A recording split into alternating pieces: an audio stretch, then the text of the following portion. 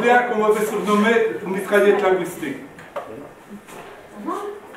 L'homme qui respire par ses oreilles pour pouvoir parler plus vite et tout le temps. Quand j'étais petit j'étais un los, un petit los. Maintenant, je crois que je suis toujours resté un grand los. Ma maman s'appelait Isa, et pour tous les gens des Louges, c'était le maman d'Enzo. Mon papa c'était Alfredo, et pour les gens des Louges, qui c'était le papa d'Enzo. Et pourtant, il y avait un monsieur qui parlait peu, et qui pourtant me clouait le bec. Il avait les cheveux tellement drus. Pour sûr, ce gamin-là ne deviendrait jamais chauve. Et non, j'ai vieilli et j'ai toujours mes cheveux et je suis pas chauve. Pour moi, M. Régnard, c'était un magicien. Il prenait de la couleur, la mélangeait, avec son pinceau, l'étalait sur une toile.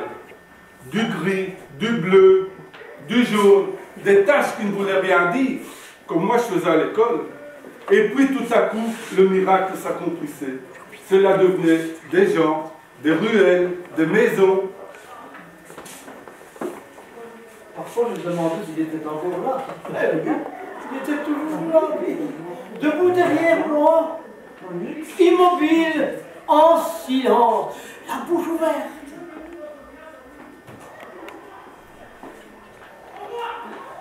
Certains me demandent pourquoi je reste dans mon village, libre et heureux, plutôt que de me vendre, faire l'artiste, comme ils disent, dans un monde où tous se mentent et jouent des coups.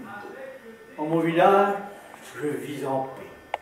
Mes voisins ignorent même que je peins. Ce n'est pas parce qu'on parle de vous, au-delà des frontières, que votre existence a plus d'importance, non. Le regard émerveillé d'un enfant me suffit. La renommée, ça ne veut rien dire.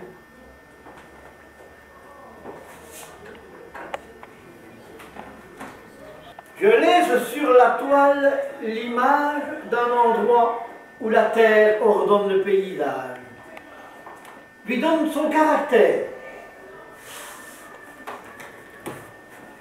L'homme y apporte peu de choses en utilisant des matériaux trouvés sur place. Mais bientôt, tout ça s'oubliera. Les architectes, les urbanistes inventeront des maisons de béton, d'acier, de duralumin, de verre et même de plastique. L'art, qu'est-ce que c'est? Intelligence, obéissance à l'inconscient. L'intelligence peut contrôler nos impulsions, mais sûrement pas les faire naître. Une œuvre d'art ne me plaît pas si elle ne comporte pas une part de spiritualité. Si je désire voir l'âme dans une œuvre, j'exige aussi un métier aussi fort que possible.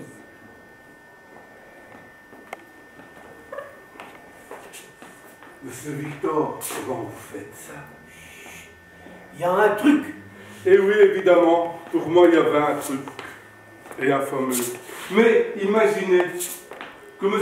Régnard approchait des 80 ans, le visage poupin, les joues roses, le sourire vrai d'un enfant plein de bonté. Et pourtant, un jour, ce visage lumineux s'éteignit. Il me regarda et il me dit: Marie, ma femme, est partie. Marie, l'amour d'une vie. Mais comment peut-on être amoureux toute une vie? Et mourir, partir avec elle, ne plus être. Non, monsieur Victor, ce n'est pas vrai.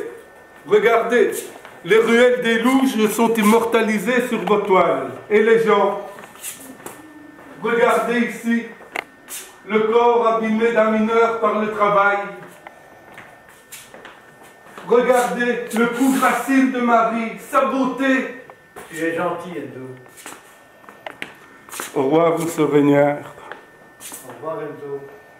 Au revoir, monsieur Victor. À demain. À demain.